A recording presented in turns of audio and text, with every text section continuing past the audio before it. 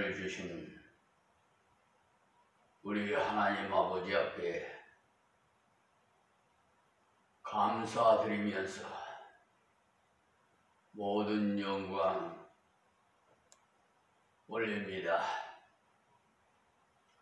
이 유튜브 방송을 시청하시는 우리 세계 만민 여러분, 살롬으로 인사를 드리면서 오늘도 새벽 기도 시간 하나님께서 주시는 기회로 마태복음 6장 6절부터 말씀을 드리겠습니다. 너는 기도할 때 내 골방에 들어가 문을 닫고 은밀한 중에 계신 네 아버지께 기도하라. 은밀한 중에 보시는 네 아버지께서 갚으시리라.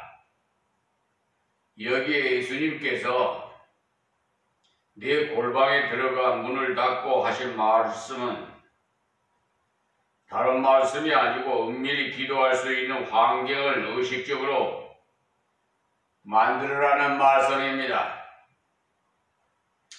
그 은밀하게 기도할 수 있는 장소가 교회이거든. 교회, 서재이면 서재, 골방이면 골방, 안방이면 안방, 이와 같이 가능한 대로 장소를 물색해서 기도 장소로 만들으라는 것입니다. 그래서 카메론 페비 목사님의 경우를 보면 목사님의 사택을 지을 때 설계 도면상으로 아예 골방 설계를 넣어서 사택을 짓도록 했던 것입니다. 그 골방 위치를 되도록이면 사람들의 출입이 잦지 않은 조용한 장소에서 오직 하나님만을 상대해서 기도할 수 있는 그런 은밀한 곳을 택해서 하나님과 교제할 수 있도록 한 것입니다. 그러니 우리가 하나님과 은밀하게 교제하기 위한 골방을 어디에서나 찾아서 만들어야 합니다. 그래서 사람들의 의식을 전적 배제하고 하나님 앞에서 자유롭게 기도할 수가 있어야 하는 것입니다.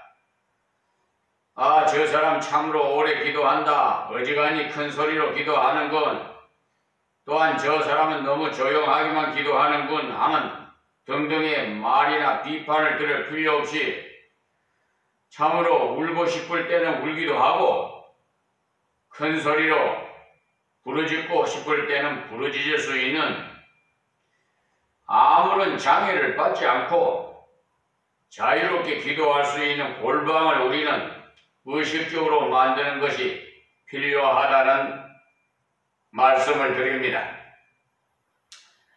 여기 예수님께서 교훈하신 기도에 관한 말씀에서 본문의 6절까지는 무엇을 강조하고 있는가 하면 곧 외식을 버려라. 의식, 그러니까 외식이라는 거예요. 이런 것만 꼭 버려야 돼요. 이 말씀을 따라서 우리가 이 외식을 버리는 것은 곧 진실하라고 말해주고 싶습니다.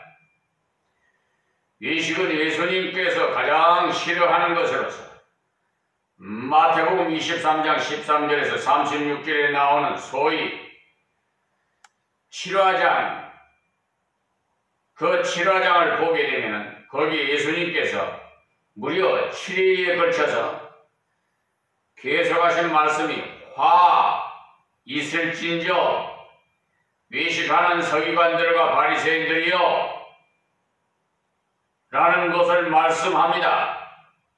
그러면 이 외식을 예수님께서 왜 그토록 강렬하게 미워하셨는가? 그것은 다 아시는 분 앞에서, 속을 다 아시는 분 앞에서 위장하려는 그 속셈까지도 다 아심으로 주님은 그것을 강렬하게 거부하신 것입니다. 우리가 사실 나를 모르는 사람 만나서 갈 때는 좀 꾸며서 가야만이 무시를 당하지 않지만, 반대로 나를 너무 잘 아는 사람과 만나는 데는 그 꾸미는 것이 별로 상관할 바가 되지 않는 것입니다. 그 사람이 나의 입을, 옷을 보고 나를 평가하는 것이 아니라 원래 나를 보고 평가하기 때문에 오히려 소박한 상태로는 만나서 가는 게 더 나은 것입니다. 그러니 기도할 때 우리가 왜 외식할 필요가 없는가 하면 그 절대적인 이유가 바로 하나님께서는 전지전능하시기 때문에 자기를 꾸미는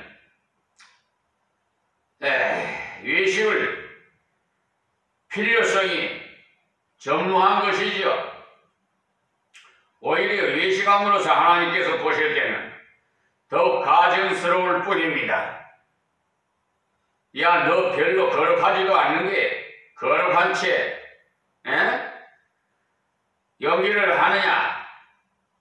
그러니 이런 하나님 앞에서 형식적인 거룩한 모양이 통과할 수가 없습니다.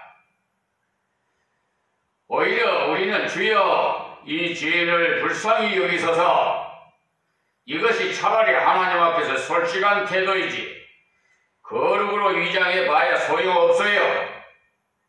이것이 앞에 부분의 말씀이고 그 다음에 7절에서는 중언부언을 하지 말라는 말씀인데, 우상 숭배하는 이방인과 같이 중언부언을 하지 말라는 것입니다. 여기에 중언부언이라는 말씀은 뜻없이 짓거리는 것, 그것을 말하는 것으로서 이 말씀은 곧 필요한 것을 구하라는 말씀이, 그러니까 이 중언부언을 왜 하느냐 하면 별로 필요하지 않기 때문에, 필요한 것이 별로 없는데도 그저 많은 양의 말을 장황하게 늘어놓아야만이 되는가 해서 필요 없이 중언부언하는 것입니다. 그러므로 우리가 기도할 때 반드시 점검해 볼 필요가 있는 것은 이것이 정말 내게 필요한 것이냐 하는 것입니다. 하나님께서는 우리가 원하는 것을 주시는 게 아니라 필요한 것을 주시는 것입니다. 우리가 가정에서 자녀들의 요구를 여하를 막론하고 다 들어줍니까? 절대 그렇지 않죠. 자녀에게 필요하다고 인정될 경우에 그것을 상당히 비싼 가격이라도 사주게 되는 것입니다. 그러나 어린 자녀가 밖에 구멍가게 형편없는 유해식품을 사 먹겠다고 할 때는 그것이 아무리 싼 값일지라도 백해무익한 저질의 과자를 절대 못 사주는 것입니다. 왜냐하면 그것은 자녀가 원할지라도 결코 필요한 것이 아니기 때문입니다. 하나님께서 우리가 너무 큰 것을 구한다고 안 주는 것도 아니고 반대로 작은 것을 구한다고 주는 것도 아닙니다. 단지 필요한 것을 구할 때 주시게 되어 있습니다. 그러니까 여기에 중언부언한다는 자체가 필요한 것이 아니라는 것을 나타내 주는 것입니다. 그리고 믿지 않는 불신으로 그냥 큰 한 말 또 하고 자꾸 주문식으로 외우는 것, 소위 이방인의 종교에서 주문을 외우는 예로 불교의 나무아비타불 간셀보살하는 이것이 전부 미신에 속한 사상에서 나오는 것으로서 결국 자기 체면에 불과한 것이, 그러니 그들은 자꾸 외우다 보면 무슨 경지에 도달한다고 믿으나 그것은 있을 수 없는 일입니다. 그래서 여기에 예수님께서 이 이러한 이방인들이 주문해오는 식의 중언부원을 금하시고 있습니다. 다음 7절 말씀이에요. 또 기도할 때 이방인과 같이 중언부원을 하지 말라. 왜 이런 말씀을 하시느냐? 저희는 말을 많이 하여 들으실 줄 생각하느니라. 그러니 우리가 기도하다가 기도할 말이 더 이상 없거들라 간단히 기도하고는 성경을 열심히 읽으시기 바랍니다. 그리고 다시 기도하고 또 읽어보면 기도할 재료가 생기게 돼요. 바로 내가 이런 면에서 부족하고 이런 면에서 하나님의 은혜가 필요하구나 해서 자신의 결핍을 깨달아서 하나님의 은혜를 구할 재료가 자꾸 생기게 되는 것입니다. 그래서 유명한 조지 물러의 기도의 위대성에 그 출처가 바로 신구약 하나님의 약속의 말씀인 성경에서 나온 것입니다.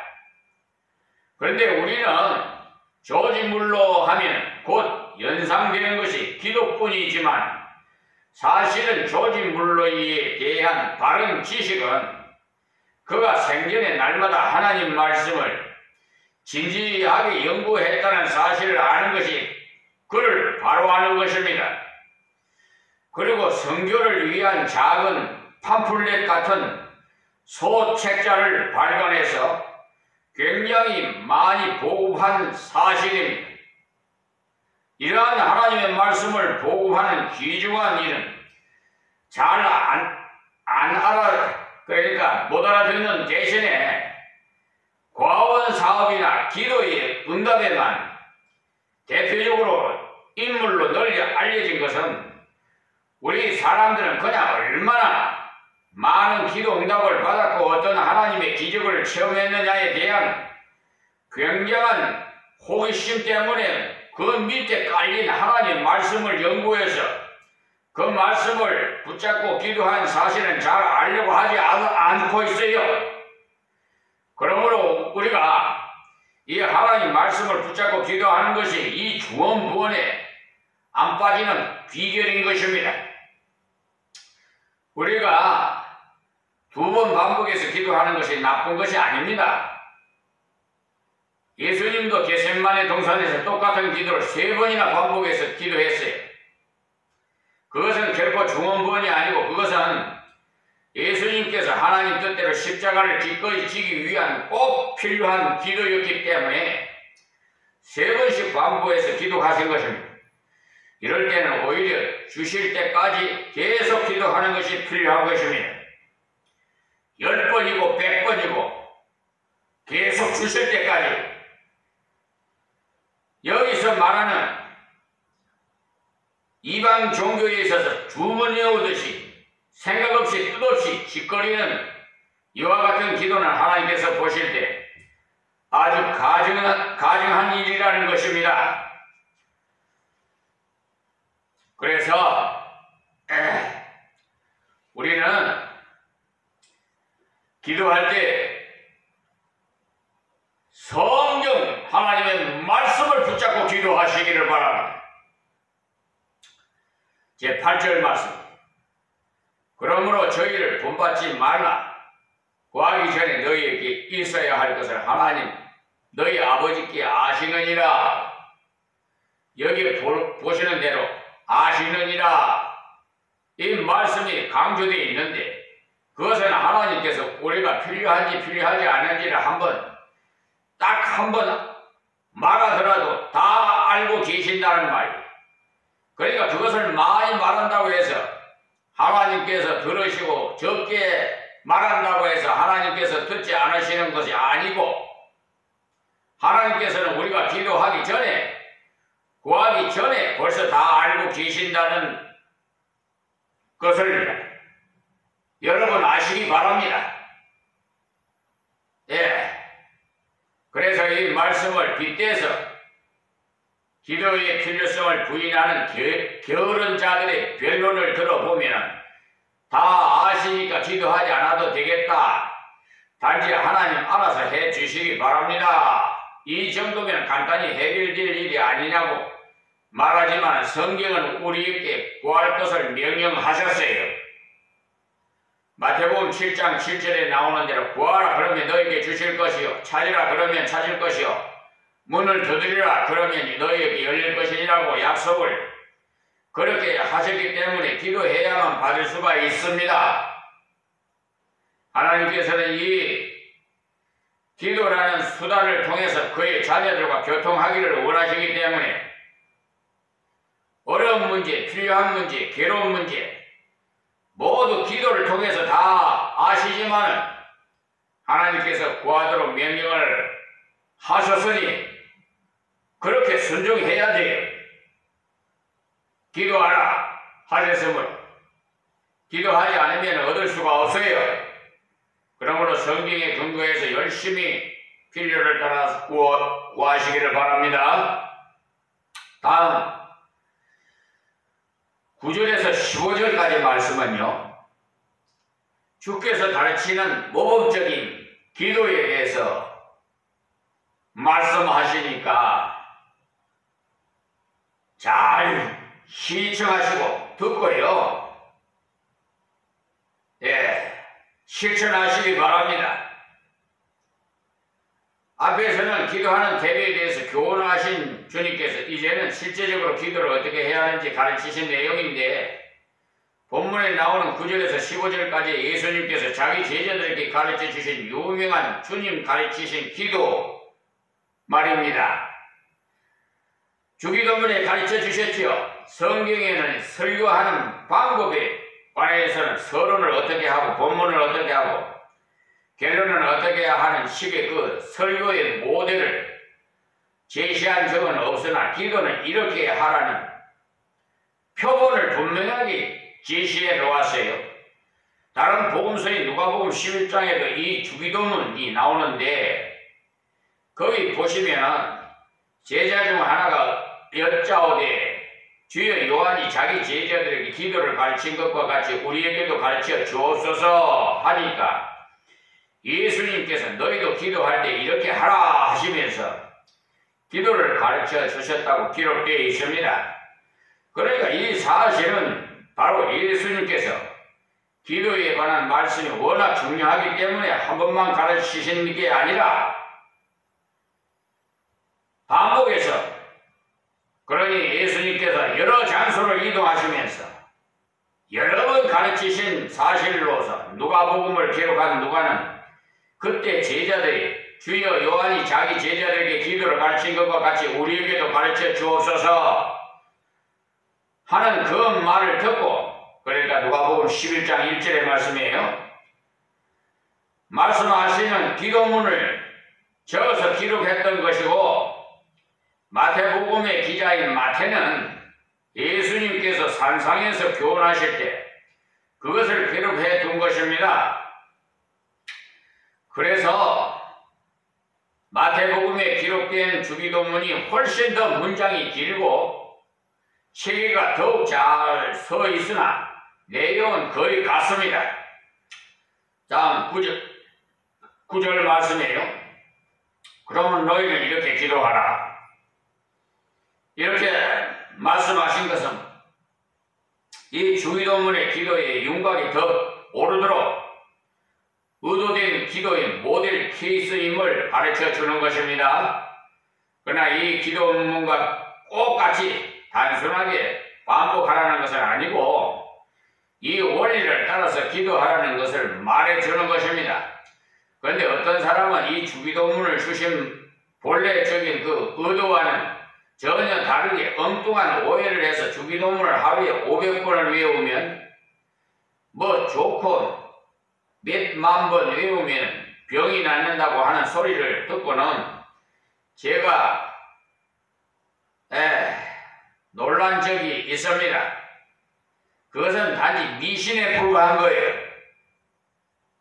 여기 예수님께서 너희는 이렇게 기도하라고 하신 것은 물론 이 기도도 하는 것이 필요합니다. 그러나 이 기도만 하라는 것이 아니고 이 기도의 원리를 따라서 기도하라 이 말씀입니다. 그러니까 이렇게 주님께서 하신 말씀의 그 뜻을 바로 깨닫고 좀 말씀을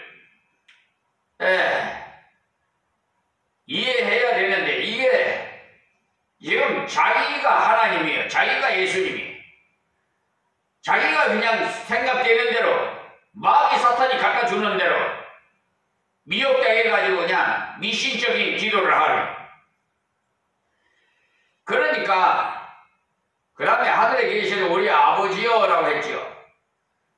여기에 주기도문의 머릿말이 하늘에 계시는 우리 아버지여예요. 이것은 기도의 내용으로 들어가기 전에 우리 기도의 대상을 찾는 것입니다. 내가 누구한테 기도하느냐, 그에 대한 대상을 찾는 거예요. 사실 우리가 기도할 때 내가 누구 앞에서 기도하고 있다는 이 의식을 반드시 일깨울 필요가 있어요. 어떤 경우에는 우리가 어떤 어려운 문제에 부딪힐 때 그 기도 내용에만 집착해가지고 열렬하게 기도하다 보면 내가 누구 앞에 기도하고 있는지 기도의 대상조차 잊어버리고 나중에는 그 기도가 자기 독백으로 변질되기 때문에 쉬워요. 그렇게. 그래서 어떤 분들은 자기 열심에 사로잡혀서 기도하고는 실컷 말하고 나니까 속이 다 후련하다는 그런 말을 하는데 참 어이가 없어요. 우리가 어려운 문제를 가지고 기도를 할수록 내가 전능하신 하나님 앞에 기도하고 있다는 이 사실을 자주 일깨워야 하는 것입니다. 그래야만이 우리의 기도를 믿음으로 할 수가 있어요. 그러니 기도의 내용보다 더 중요한 것이 바로 기도의 대상이에요. 우리가 아무리 좋은 내용을 가지고라도 바위 밑에 가서 기도해 봐야 그것이 무슨 소용이 있겠습니까? 그래서 하늘에 계시는 우리 아버지야라는 말은 내 기도를 받으시는 분이 전능하신 분이라는 말입니다. 그러니 그 전능하신 그분이 나와 무슨 관계가 있느냐? 그것을 착각하지 마시고 나의 아버지시여,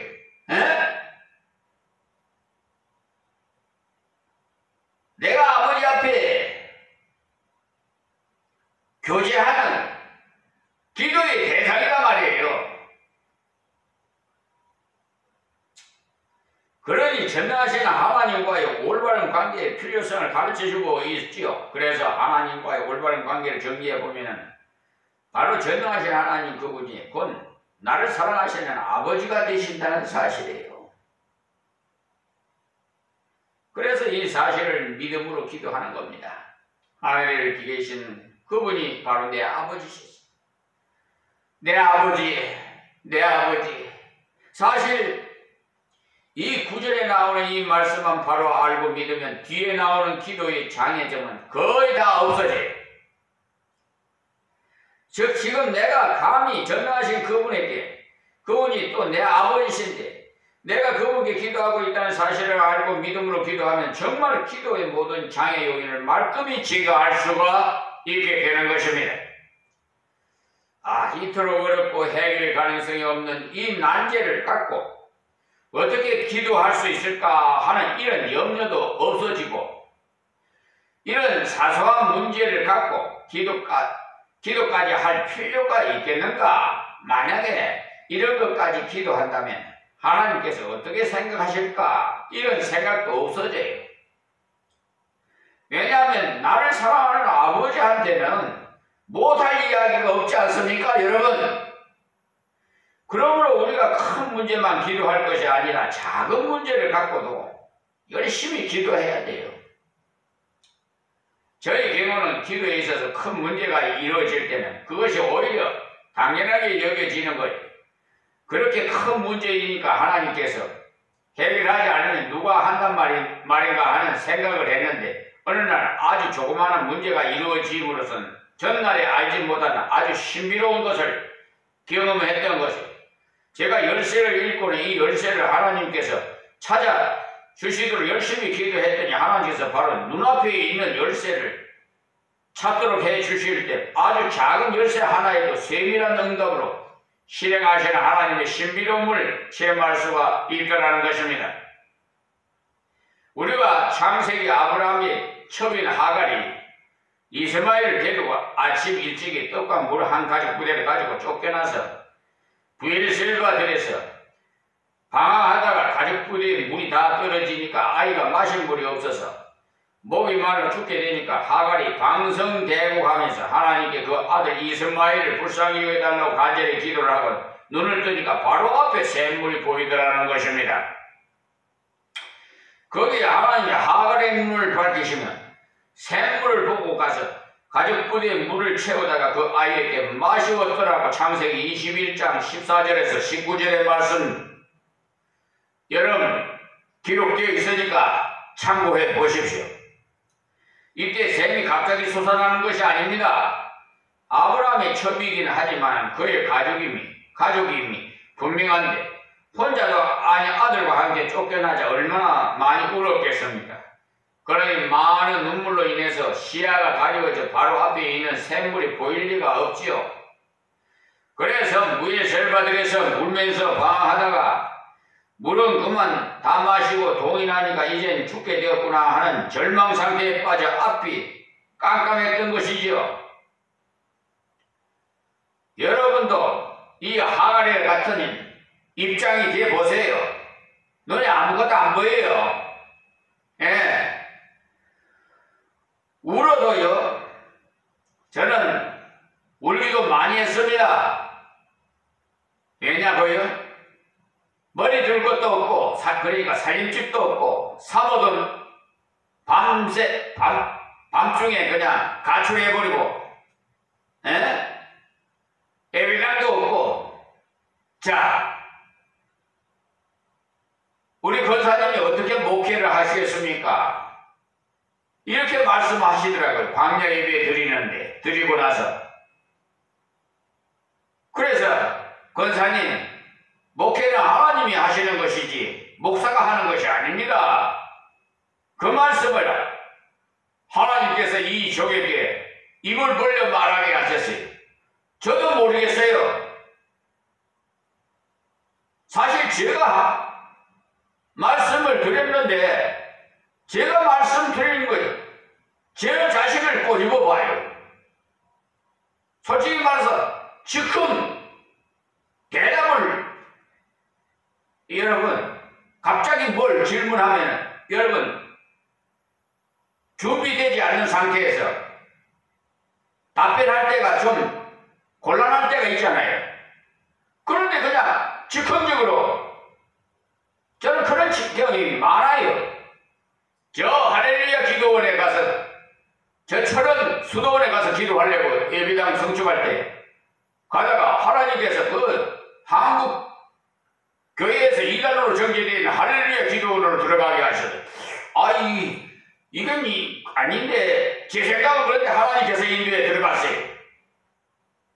그런데 거기 들어가서 가니까 목사관에 가니까 한 목사님이 한 30-40명 돼요. 그러니까 주일 예배 드리고 그냥 바로 출발해가지고 거기 새벽에 들어갔는데 밤중에 들어갔죠. 그랬더니 새벽 기도부터 시간부터 강사님이